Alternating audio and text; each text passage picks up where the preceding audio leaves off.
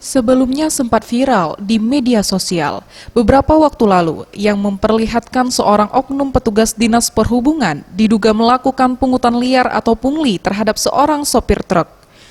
Di mana oknum petugas dinas perhubungan Lubuk Linggau nampak memaksa meminta kepada seorang sopir uang retribusi di terminal Kalimantan dengan nominal Rp50.000, padahal uang retribusi yang seharusnya sebesar Rp8.000.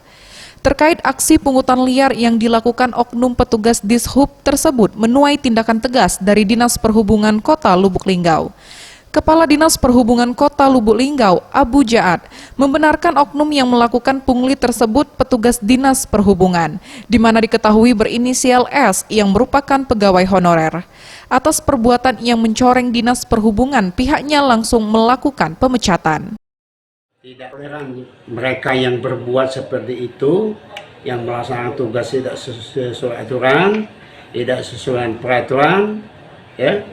Kami tidak ada toleransi dan tidak ada tempat pegawai yang seperti itu di perhubungan. Terpaksa kami pecat.